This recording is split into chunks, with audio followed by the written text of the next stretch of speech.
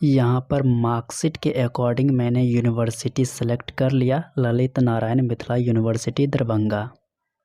अब यहाँ पर मुझे देना है यूनिवर्सिटी रजिस्ट्रेशन नंबर। तो जैसे मार्कशीट में रजिस्ट्रेशन नंबर यहाँ पर दिया हुआ है मैंने इसमें लिख दिया। अब यहाँ पर मुझे देना है मार्कशीट का नंबर। तो जैसे यहाँ पे मार्कशीट नंबर दिया हुआ है तो वो मार्कशीट नंबर मैंने यहाँ पर लिख दिया। अब इसमें मुझे देना है फादर नेम। तो चूँकि फादर नेम मार्कशीट पर मेंशन नहीं है तो 10th के मार्कशीट के अनुसार इसमें फादर नेम लिख देना है। अब इसमें देना है डेट ऑफ बर्थ। तो डेट ऑफ बर्थ भी ग्रेजुएशन के मार्कशीट में इसमें मेंशन नहीं है, तो बस 10th के मार्कशीट के अकॉर्डिंग डेट ऑफ बर्थ यहाँ पर दे देना है, जो कि आपको कैलेंडर के माध्यम से चूज करना है डेट ऑफ बर्थ। तो मैंने यहाँ पर 10th के मार्कशीट के अकॉर्डिंग डेट ऑफ बर्थ दे दिया है और अब मैं यहाँ पे क्लिक कर रहा हूँ गेट डिटेल्स। तो यहाँ पर मुझे एक पॉपअप मैसेज में एरर देखने को मिल रहा है, नॉट ए वैलिड डिटेल्स। अगर आप भी ग्रेजुएशन पास कर चुके हैं और आपका सेशन है 19 से 22 या 20 से 23 और आप जब स्कॉलरशिप के लिए आवेदन कर रहे हैं तो आपको ये एरर देखने को मिल रहा है, तो इस वीडियो को आप लास्ट तक देखिएगा बिना स्किप किए हुए। मैं आपको पूरा सॉल्यूशन बताऊंगा स्टेप बाय स्टेप कैसे आप यहाँ पर आवेदन कीजिएगा, और ये जो आपको एरर देखने को मिल रहा है तो इसका सॉल्यूशन क्या होगा वो पूरा मैं आपको इस वीडियो में बताऊँगा। तो आज का ये वीडियो सिर्फ उस स्टूडेंट के लिए है जो ग्रेजुएशन पास कर ली हैं और उनका पासिंग ईयर 19 से 22 या 20 से 23 सेशन का है। तो चलिए आज के इस वीडियो में मैं आपको स्टेप बाय स्टेप बताऊंगा इस प्रॉब्लम का क्या सॉल्यूशन है और कैसे आपको अप्लाई करना है स्कॉलरशिप के लिए। सबसे पहले आपको गूगल क्रोम ओपन करना है और यहाँ पर आपको सर्च करना है मेधा सॉफ्ट। जब आप ये सर्च कीजिएगा तो फर्स्ट नंबर पे ही आपको एक वेबसाइट देखने को मिलेगा medhasoft.bih.nic.in। तो आपको इसी वाले लिंक पर क्लिक करना है। उसके बाद आपको कुछ इस तरह का इंटरफेस देखने को मिलेगा। तो यहाँ पर आपको मुख्यमंत्री कन्या उत्थान योजना, मुख्यमंत्री बालिका स्नातक प्रोत्साहन योजना 2022, तो आपको इस वाले लिंक पर क्लिक करना है।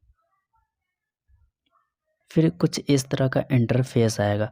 तो यहाँ पर आपको इम्पॉर्टेंट नोटिस में सबसे नीचे आना है और यहाँ पर आप देखिए लिखा हुआ है जिन छात्राओं का रिजल्ट 31 मार्च 2023 तक प्रकाशित हुआ है और उनका पोर्टल पे रिजल्ट अपलोड है, उनके लिए पोर्टल में आवेदन शुरू हो गया है। तो यहाँ पर जो रिजल्ट का प्रकाशित डेट दिया हुआ है तो सबसे पहले आपको अपने मार्कशीट में चेक करना है कि आपका रिजल्ट कब जारी हुआ है। अगर आप 19 से 22 सेशन के स्टूडेंट हैं और 20 से 23 के स्टूडेंट हैं तो आपको मार्कशीट में चेक करना है कि आपका रिजल्ट कब जारी हुआ है। तो अभी जो मेरे पास मार्कशीट है वो 19 से 22 सेशन के स्टूडेंट का मार्कशीट है। इसका आप रिजल्ट का इशू डेट आप देख लीजिए, यहाँ पे दिया हुआ है 8/2/2023, यानी कि जितने भी स्टूडेंट हैं जिनका सेशन 19 से 22 है तो उनका जो मार्कशीट इशू डेट है वो है 8/2/2023। और यहाँ पर जो आवेदन अभी हो रहा है जिनका रिजल्ट 31/3/2023 से पहले प्रकाशित हुआ है, तो जितने भी विद्यार्थी हैं जो 19 से 22 सेशन के हैं तो वो एलिजिबल हैं इस फॉर्म को भरने के लिए। यहाँ पे साफ साफ दिया हुआ है 31/3/2023 और जो यहाँ पे डेट दिया हुआ मार्कशीट में उसमें दिया हुआ है 8/2/2023, यानी कि 19 से 22 सेशन के स्टूडेंट अभी एलिजिबल हैं जो स्कॉलरशिप के लिए आवेदन कर सकते हैं।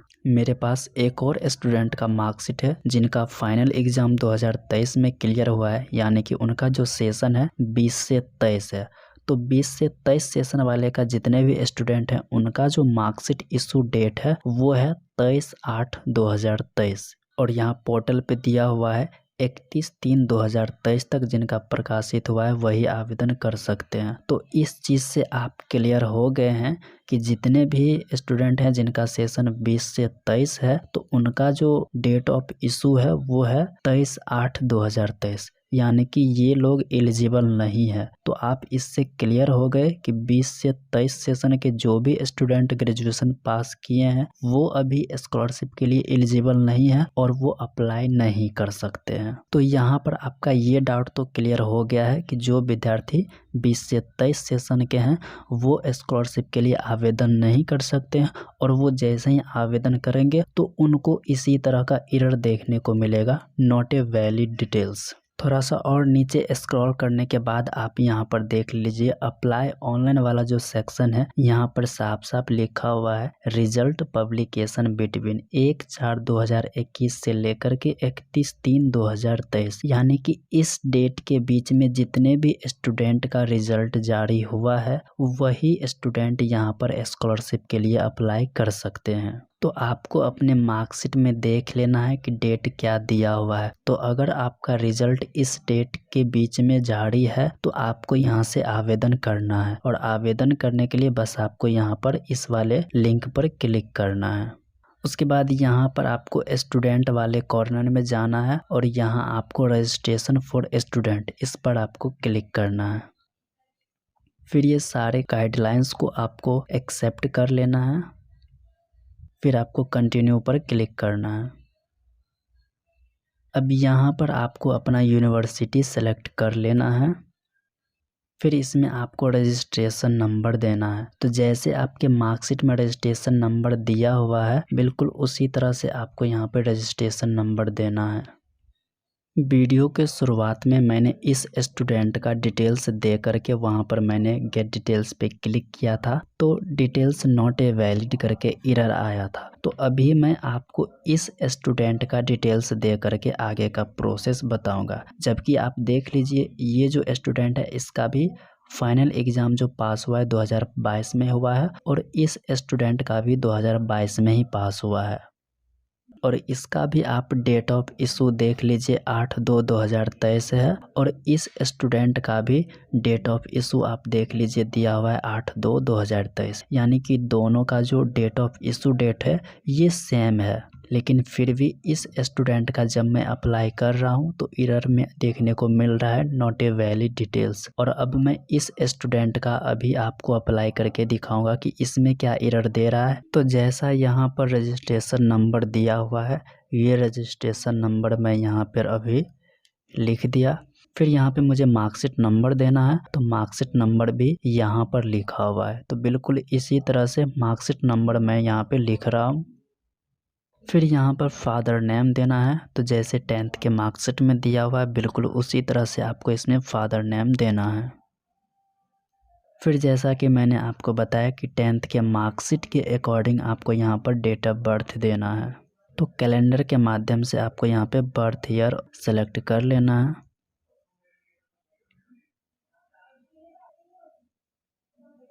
उसके बाद मैं यहाँ पर गेट डिटेल्स पे क्लिक कर रहा हूँ।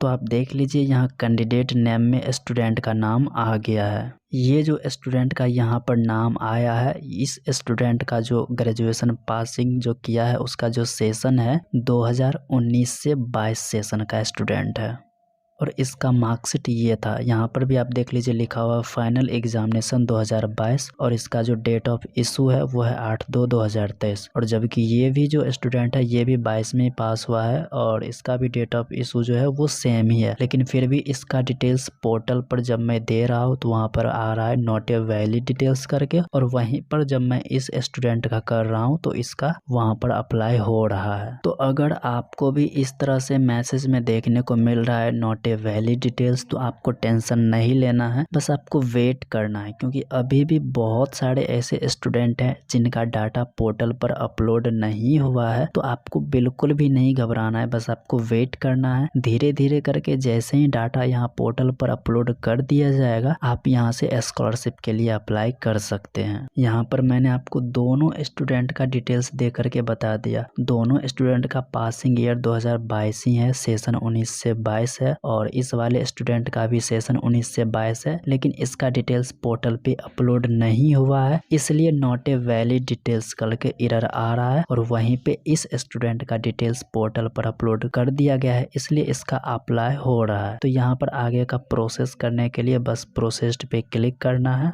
और बस यहाँ पर डिस्ट्रिक्ट सेलेक्ट करना है, ब्लॉक सेलेक्ट कर लेना है, फिर नाम जैसे आधार में दिया हुआ है उस तरह से नाम इसमें देना है, फिर यहाँ से जेंडर सेलेक्ट कर लेना है, फिर उसके बाद आधार नंबर देना है और आधार के अकॉर्डिंग डेट ऑफ बर्थ दे करके वेरीफाई आधार पे क्लिक करना है। आधार यहाँ पे सक्सेसफुल वेरीफाई हो जाएगा। फिर यहाँ पर मोबाइल नंबर देना है, जनरेट ओटीपी पर क्लिक करना है, ओटीपी को फिर एंटर करके इसको वेरीफाई कर लेना है। फिर ईमेल आईडी को भी यहाँ पे वेरीफाई कर लेना है। फिर आपको बैंक डिटेल्स में उस बैंक अकाउंट का डिटेल्स देना है जो आपके आधार के साथ सीडिंग किया हुआ है। अगर आपको नहीं पता है कि कैसे चेक करना है कि कौन सा बैंक अकाउंट आधार के साथ सीडिंग किया हुआ है, तो इसके ऊपर भी डिटेल्स में मैंने वीडियो बनाया हुआ है, तो उस वीडियो को आप देख लेना। तो आपको उसी बैंक खाता का डिटेल्स देना है जो आपके आधार से सीडिंग किया हुआ है। फिर यहाँ पर आपको निवास प्रमाण पत्र देना है, तो आपको इशू बाय में ये सेलेक्ट कर लेना है। फिर यहाँ पे इशू ईयर 2020 का अगर बना हुआ है तो 20 सेलेक्ट कर लेना है। तो जिस वर्ष का आपके पास निवास बना होगा वो आपको सेलेक्ट कर लेना है। फिर यहाँ पर जो